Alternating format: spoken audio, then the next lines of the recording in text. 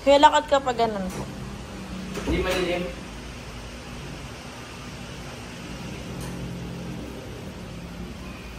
Balik po.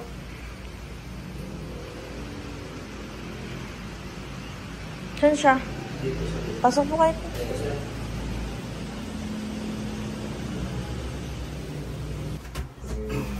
Sa kanta lang. Kanto ng bandera. Sa kanila yung tulay din.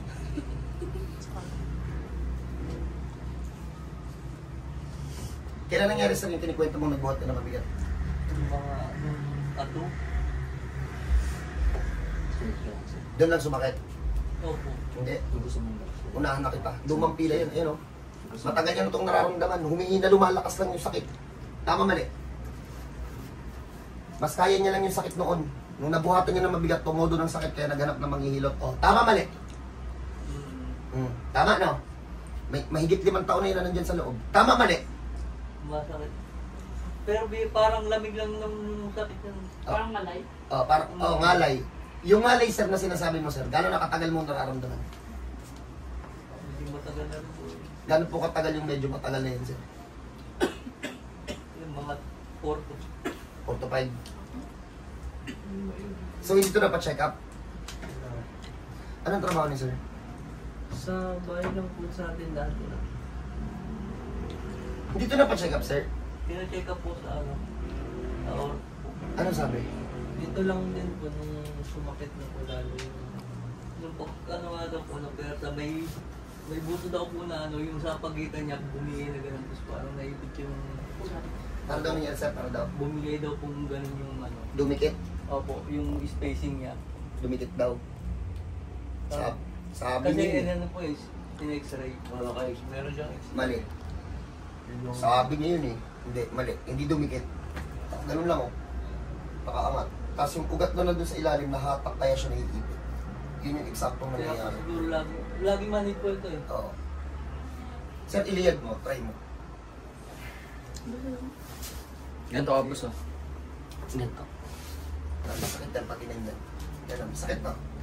Hindi naman po magyari. Tapos ang pain tolerance ito sa bagay. Natiis niya nga ng 4 to 5 years nang hindi niya iniintindi. Sabi niya, akala niya, lamig lang daw eh. Ito yung mahirap sa mga gantong case. Para to sa mga nanonood. Yung akala mo okay lang, hindi naman talaga yan okay eh. Sayang kasi. Sayang kasi gagastosan, ipapacheck up eh. Ayan, sige lang, patagalin nyo. Pag yan tumagal na katulad nito, ayun o, tigas o, halika pogi. Kahit hindi ito manghihilot, mararamdaman ito, tama to pogi. Para ito mga graba. Teka lang. Para siya may bato sa spine. Teka lang. Ang mga tao daw dito kasi ina-expect nila kapag napagod sila makakali sila. Hindi. Iba yun eh. Alam niya yan, huwag na tayo maglokohan. Alam niya na may mga tama sa spine na iba yung ngalay na yun. Tiniis, bakit? Sayang eh. Baka mapagastos. Hindi ako nangyayari. Ang ginagawa ko, ipekasin, inaano ko lang ipekasin, tapos mga ilang ano, nawawala. Akala ko lamig Oh, ayun nga, ganun nga. Kaya pa eh. Okay lang, kaya pa eh. Ba't ipapacheck up? Di ba sir? Oo. May sumisenya sa siman sa likod ko kasi ganyan talaga yung totoong nangyari. Masakit, mangalay, kaya pa eh. Ba't ipapacheck up? Ang hindi nyo alam, lumuluwa yun lalo sa labas, tumitigas. Ngayon, kapag tumodo ng sakit at gusto nyo nang ipaayos, sin sobrang tagal na, pahirapan namang ibalik. Tuloy nyo lang yan. Wala rin po. Spray na. Sa bago po sila ba? Spray ba? Para ba? Ito yung tama sa style. Teka po, ito yung normal na spine. Hawakan to. Hawakan mo lahat ng legs. Tapos itiin mo, bigay mo yung buong bigat mo. Ayos ako. Ayos ako. Di po, higay mo. Ramdam mo yung tigas. Same po yun. Ayun yung normal. Tapos kapag kinapa mo to ng paganyan po yun, para may mga bato-bato na maliliit sa loob.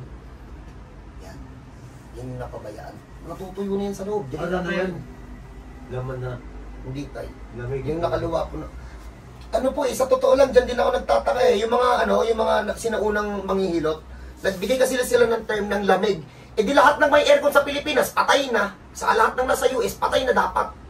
kung yung lamig masama, ha? Galit ka na. Hindi, totoo talaga. Ano yan? Pilay ang tawag dyan, hindi lamig. Ang lamig, kapag yung tinamaan ka ng electric fan, tas, ano ka, nanginig ka, tas nilamig ka, yun yung lamig. Hindi naman nakakapilay yung lamig eh. Ito pala sa kanya matagal na, no? Matagal na po ito.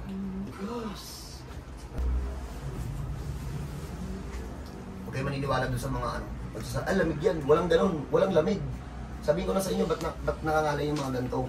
Una, kapag sobrang stressful yung trabaho ninyo, like ng mga seaman, mekaniko, yung mga physical, yung nararamdaman nila dito na sobrang ngalay, ang tawag doon na overwork na muscle, hindi yung lamig. Tapos yung dito naman sa likod, ba't nangangalay yan? Yung supply kasi ng dugo, pag may tinamaan sa spine, hindi nakakapasok agad ng maayos yung dugo. Ang ibibigay nun sa inyo, kirot sa kangalay na matindi. Yung nararamdaman ni Seaman, senyas ng senyas si Seaman, hindi kasi siya pwedeng ipa-video natin eh. Gawa ng... Hindi siya pwedeng makita. Lahat ng Seaman na pupunta dito, don't expect too much na i-video kayo dito. Kasi gawa ng... Yung mga Seaman po kasi, napag-iinitan ng kumpanya yan, kaya inaano rin po namin, sinisecure din po namin na hindi sila makita. So paano? Birahin na natin ito. Tama, para kasi baka hindi na sila tanggapin. Yes, Susunod, Lord. hindi na sila pasakayin, ano? Kaya yung mga Seaman po, piningatan po talaga namin.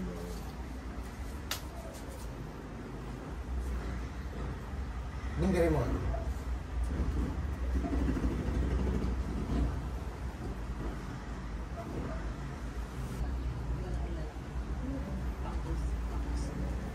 Pang post, pang post. Kasi ano eh, wala pang ano eh, yung pilay-pilay. Yung parang namin isang beses pa.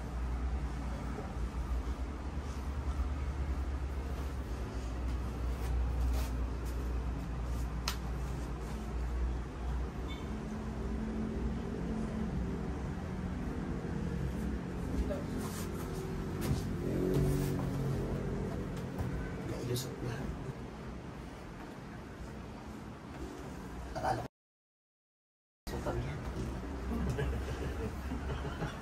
Kuya, nagdadrive ka ng tricycle, kuya?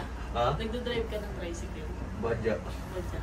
Parang nakikita ko sa Hindi ako sa ano, McDo yung pila. Sa kabit. Marami na din ako nayatin sa inyo. Doon pa kayo. Opo. Sa... Tay, lilipat namin tayo. Road 24. Oh, Magilo.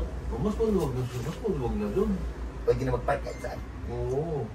Dati may mga customer kasi na dahil wala ma-park dito sa Jollibee, Nililigaw pa doon ng sila iba. nagpa-park sa McDo. Nililigaw pa ng iba na tayo. Tapos pag nakapark sila sa McDo, makikita namin, sabihin nila, kuya, doon sa hilitan. Oo, alam ko yan, tara sa akin.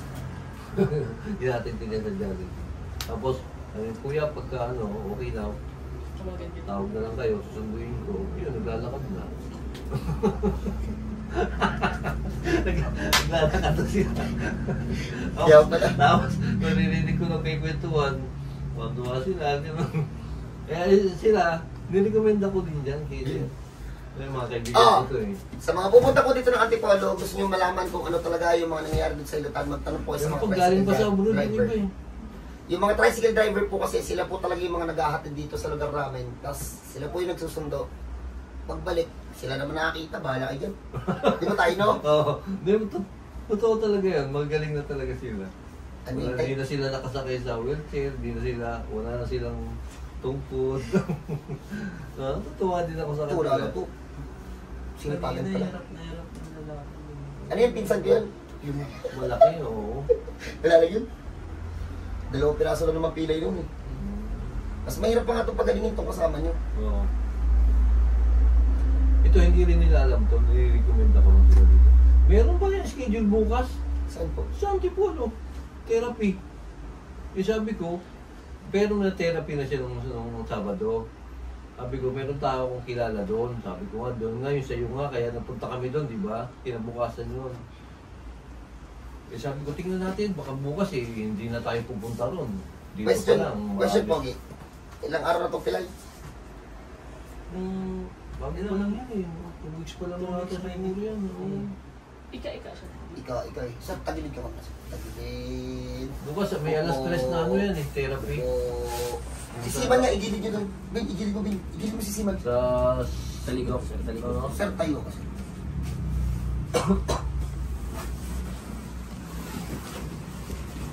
Ilang araw ko nang ikat ka? 2 weeks po dito. Sir, wait na. Tingnan natin. Lahat mo doon. Tapos balis na.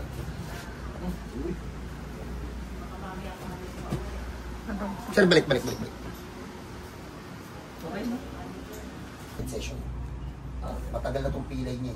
Pang bakasyon, exercise tayo.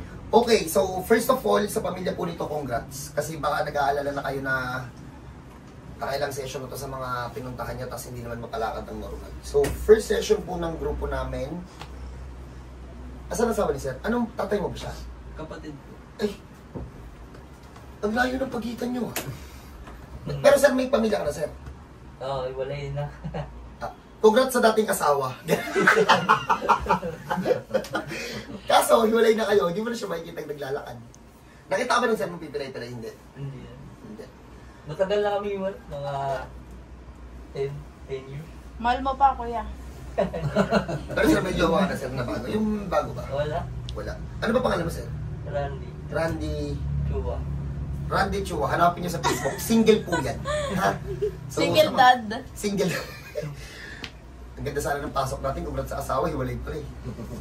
Pero po sa mga nag-aabang po na pamilya nito, kung mapapagaling namin o hindi, congrats po sa inyo. May tira pa po, pero in terms ng lakad, check nyo mamaya. Harap ka dun, Sir.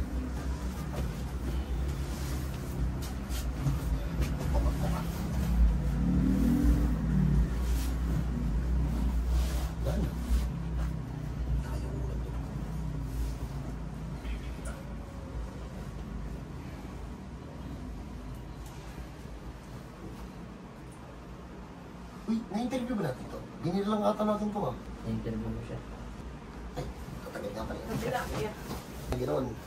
Hanapin niyo si tatay sa pilahan ng tricycle. Tanungin niyo kung ano yung kaya kong gawin. Sa McDo po, sa McDo. Sa McDo. McDo Fogio. Siya may ari ng McDo. Nakikita niyo po yung si tatay. Siya po may-ari ng McDo. Sa tabi po nun may pure gold. Sa kanya din po yun. May Petron pa. Kaya na siya tira.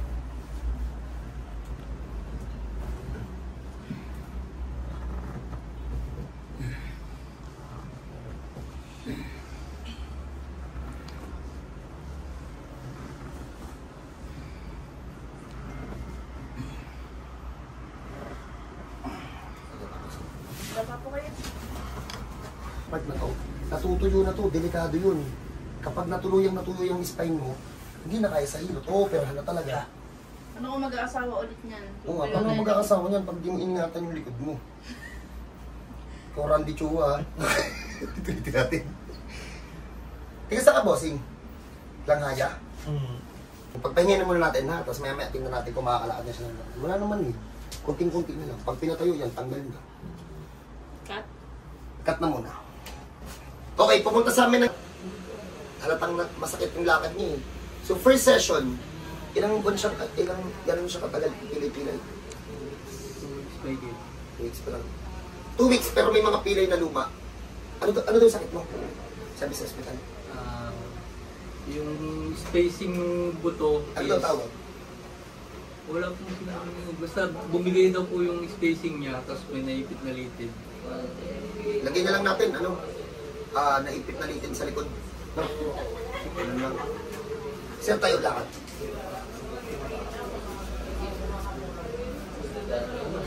Diretso na maglakad.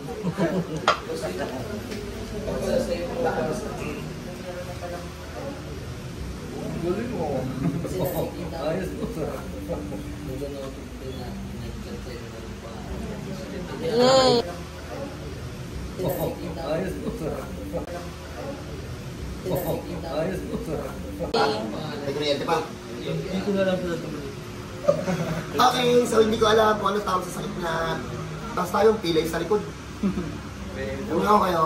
Limang session pa yan. Kuya, dito na lang kayo mabay. Hindi na siya pupunta bukas. Schedule pa yan bukas. Scratch na yun. Kaya mo yan, pupunta ka ng pilay. Pag labas ko doon, pilay ka pa rin. So paano, pag may ganito pa kayong case, welcome po kayo dito sa bahay ko. Ha? Sa mga naghahanap po sa akin, wala po ako sa Bulacan po. Tanongin ito. Tatay, tigas ang tayo tayo. Kong John Tipolo. Oo. Sa mga naghahanap, wala na ako sa Bulacan. Kasi kulang ng pogi sa Antipolo eh, dinagdagan ko. So ba, nag-God bless sa lahat. Sir, congrats.